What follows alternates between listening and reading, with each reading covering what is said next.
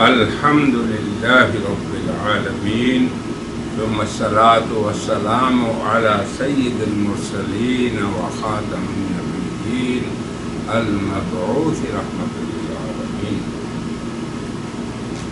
وعلى آله وصحبه أجمعين وبعد. أعوذ بالله من الشيطان الرجيم. بسم الله الرحمن الرحيم. وإذا لقوا الذين آمنوا قالوا آمنا وإذا خلا بعضهم إلى بعض قالوا أتحدثونهم بما فتح الله عليكم ليحاجوكم به عند ربكم أفلا تعقلون أولا يعلمون أن الله يعلم ما يسرون وما يعلنون. صدق اللہ العظیم. محترم سامعین و ناظرین، ابھی میں نے آپ کے سامنے سورہ بقرہ کی آیت نمبر 76 اور 77 کی تلاوت کی ہے. ایک سلسلہ آ رہا ہے کہ یہود نے کیا کیا اللہ تعالی اور اس کے احکام اور اس کی کتاب جو ان کو دی گئی تھی اور ان کے نبی پر نازل ہوئی تھی، اس کے اندر انہوں نے کیا گڑبڑی کی، کیسے وہ اس میں تعریف کرتے اس کے لفظوں میں اور ان الفاظ کے معنی میں. تو یہ ذکر ہو رہا تھا. اس آیت میں اللہ تعالیٰ نے یہود کی 7ویں شناعت کا ذکر کیا ہے، اور وہ یہ ہے کہ جب یہ یہود مسلمانوں سے ملتے ہیں، میرا خیال ہے کہ پہلے ہم ان دونوں آیتوں کا درست تلفظ جو ہماری ایک عادت ہے وہ سکھا دیں آپ. تو آپ اپنے مصحف سے آیت نمبر 76 کو سامنے رکھیں اور اس کے الفاظ یہ ہیں: وَإِذَا دال اذا نہیں کہنا، لقو لام کے بعد قاف کاف نہیں کہنا، لقو نہیں کہنا، الذین نہیں کہنا، آمنوا. وَإِذَا لقوا الذین آمنوا قالوا آمنا. آگے ہے وَإِذَا خَلَا بَعْضُهُمْ إِلَى بَعْضٍ قالوا نہیں کہنا، قالوا قاف أتحدثونهم أتحدثونهم ثا سین نہیں، سونا نہیں کہنا، ثونهم بما فتح اللہ علیکم. فتح پھر اللہ، علیکم علیکم نہیں کہنا، لیحاجوکم بہ عند ربکم افلا تعقلون. یہ 76 ہے. آگے ہے 77. اولا یعلمون، یعلمون نہیں کہنا، ان اللہ یعلم نہیں کہنا، ما یسرون وما یعلنون نہیں کہنا. اب اس کا آسان ترجمہ یہ ہے: وَإِذَا لَقُوا، اور جب وہ ملتے ہیں کسے؟ الذین آمنوا، اہل ایمان سے، ایمان والوں کو ملتے ہیں تو کیا کہتے ہیں؟ قالوا آمنا، وہ کہتے ہیں ہم بھی ایمان والے ہیں. یعنی یہ منافقین یہود جب مسلمانوں سے ملتے ہیں تو ان کے سامنے یہ دھوکہ دیتے ہیں کہ ہم بھی مومن ہیں۔ وَإِذَا خَلَا، اور جب علیحدہ ہوتے ہیں، دیکھیں خلا کا لفظ آ گیا، خلا کا معنی ماتا نہیں، جیسے مرزا صاحب خلط کا معنی ماتت کرتے ہیں۔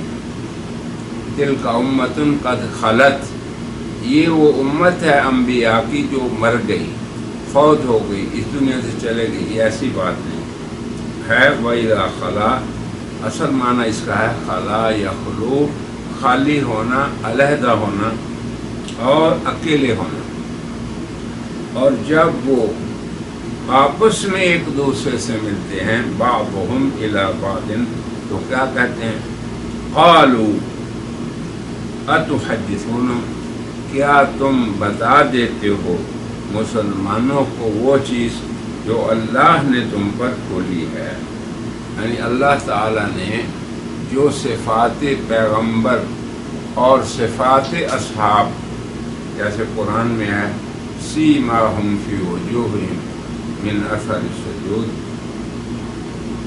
اور آگے آخر میں فرمایا ذالک مثلہم فی التوراۃ، ان کی یہ مثالیں تورات میں بھی ذکر ہیں، ومثلہم فی الانجیل، اور انجیل میں بھی، کزرع اخرج شطأہ، آگے تفصیل ہے۔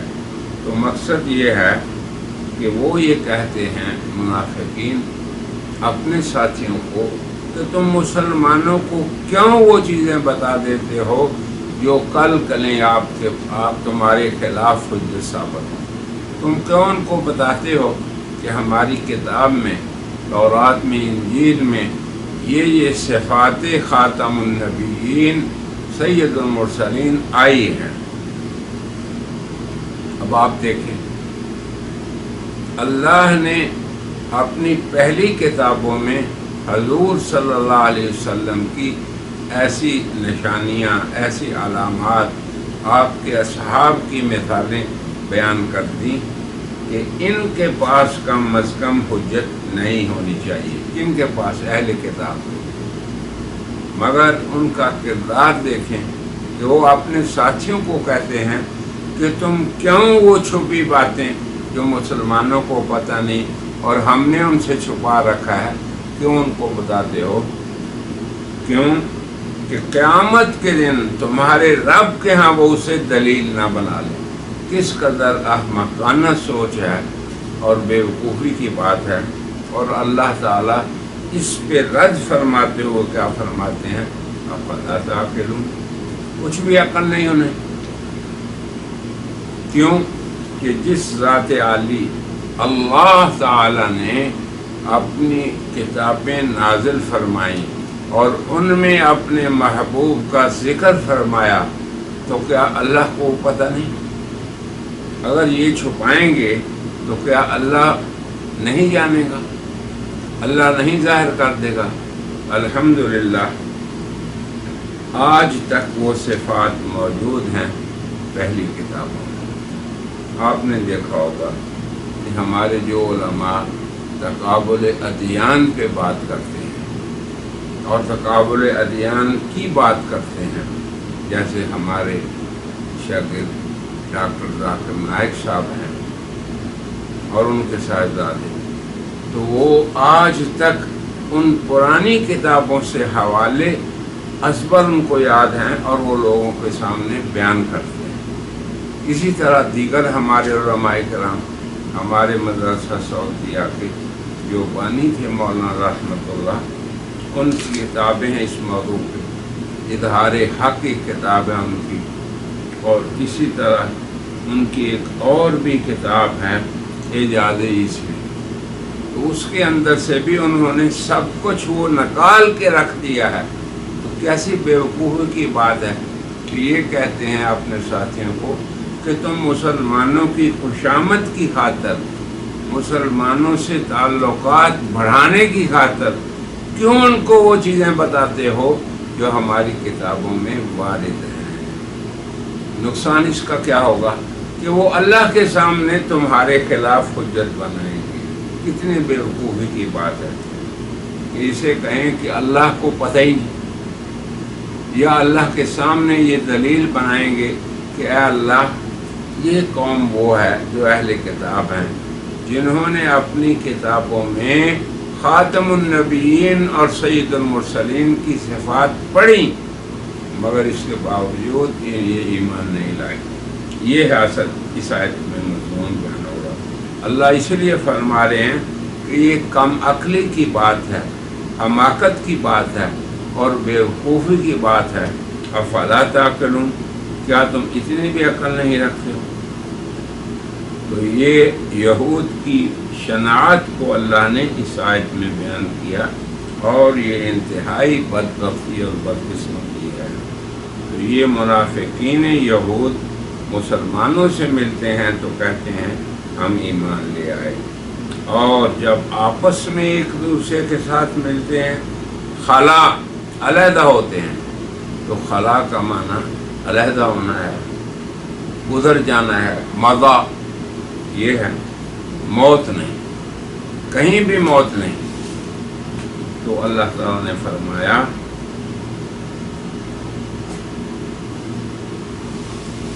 اولا یعلمون، اب یہ بات کیوں کہتے ہیں؟ وہ سوال یہ ہے کہ اپنے ساتھیوں کو کہیں کیوں روکتے ہیں کہ حضور صلی اللہ علیہ وسلم اور آپ کے صحابہ کرام کی جو صفات اور بشارتیں تورات و انجیل میں آئی ہوئی ہیں تم ان کو کیوں بتاتے ہو؟ کیوں کہ جب تم اقرار کر لیتے ہو مسلمانوں کے سامنے کہ ہماری کتابوں میں یہ صفات موجود ہیں تو یہ تمہاری اور رسوائی ہوگی، فضاحت ہوگی اللہ کے سامنے جا کے۔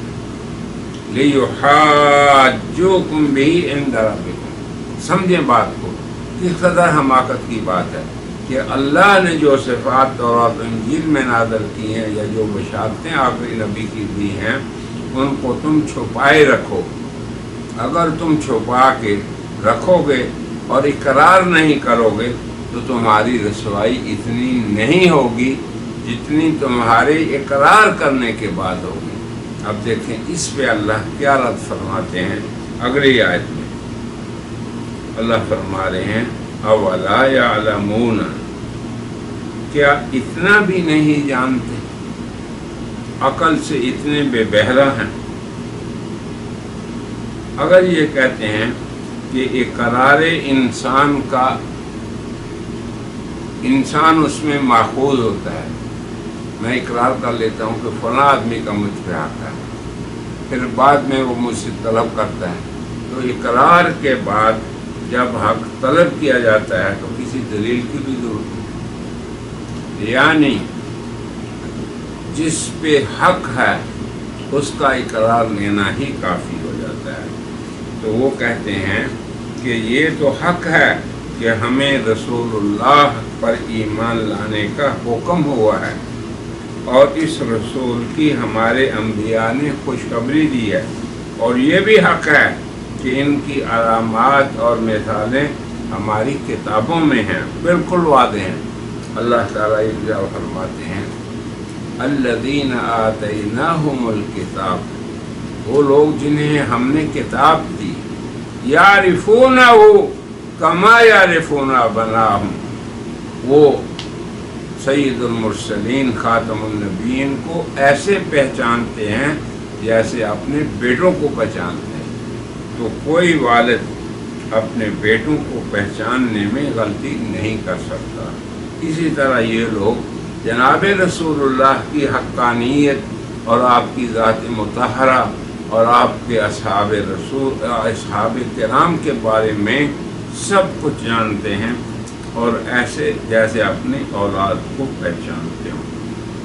تو اللہ فرما رہے ہیں کہ یہ جو بعض کو روکتے ہیں کہ دبا کے رکھو، چھپا کے رکھو، ظاہر نہ کرو، اقرار نہ کرو، کیا انہیں یہ پتہ نہیں کہ جس اللہ کے سامنے حجت بن جانے سے یہ آج ڈر رہے ہیں وہ جانتے ہیں ان اللہ یعلم،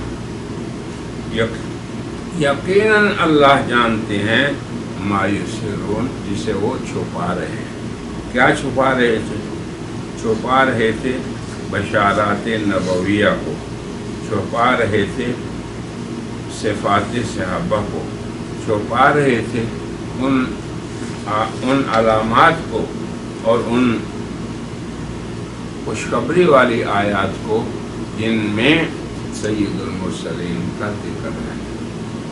اور پہلی منافقتوں کی یہ ہے کہ جب مسلمانوں کی مجلس میں آتے ہیں تو ان کے سامنے کہتے ہیں کہ ہم بھی ایمان والے ہیں، اور علیحدہ ہو کے اپنے ساتھیوں کو روکتے ہیں کہ جو چیزیں ہم نہیں بتاتے کیوں تم جا کے بتاتے ہو؟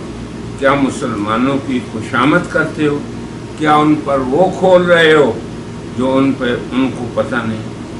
اللہ فرماتے ہیں کہ وہ علمی خزائن جو اللہ نے اپنی کتابوں میں نازل فرمائے تھے وہ اللہ انہیں جانتا ہے، اور وہ اللہ اپنے نبی پر سب کچھ کھولنے والا ہے، اور تمہاری شناعت اور یہ جو کردار ہے منافقانہ اس کو بھی اللہ نے اپنے نبی پہ کھول دیا۔ اولا یعلمون، کیا اتنا بھی نہیں جانتے کہ اللہ کو معلوم ہے جو وہ آج چھپا رہے ہیں، اور وما یعلنون، اور جس کو ظاہر کر رہے ہیں۔ جیسے رون کا معنی چھپانا اور یعلنون کا معنی اعلان کرنا، تو ان دو آیتوں میں اس مضمون کا بیان ہوا ہے۔ یہ یہود کی خصلت سابعہ ہے۔ پہلے ہم نے اس سے 6 خصلتیں ان کی ذکر کی، تو یہ 7 کی۔ اب یہاں پہ مسلمانوں کے لیے کیا درس ہے، اہل ایمان کے لیے کیا درس ہے؟ ایک تو ان کے لیے یہ درس ہے کہ دیکھیں کس طرح اللہ تعالیٰ اپنے نبی اور اس کے اصحاب کی صفات کو تم پہ ظاہر کر رہا ہے، اور کس طرح اللہ تعالیٰ ان کی شناعات کو اور ان کے خصائل خبیثہ کو تم پہ ظاہر کر رہا ہے۔ اور پھر یہ بھی ایک چیز ہے کہ اہل علم جو اللہ ان کو علم دے اس کو نہ چھپائیں۔ علم اور حق کو چھپانا یہ یہود کی خصلت۔ ایسا نہ ہو کہ کوئی صاحب علم اپنی دنیا کی خاطر، اپنے فرقے کو بڑھانے کی خاطر، اپنے ساتھیوں کو ان سے مادی مسرتیں حاصل کرنے کی خاطر حق کو چھپا دے۔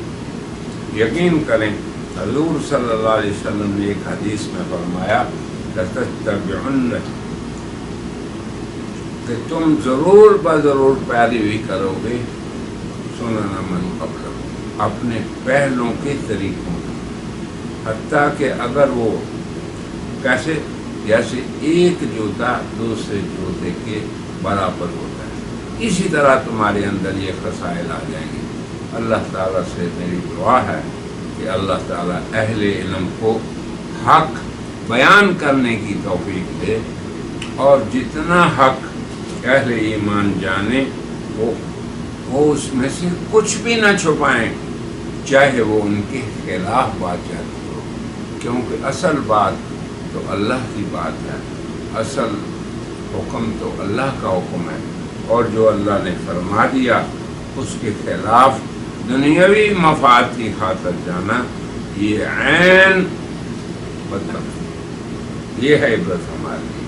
اللہ تعالی ہمیں حق کو سمجھنے والا اور پھر حق کو بیان کرنے والا بنائے۔ وآخر دعوانا ان الحمد للہ رب العالمین۔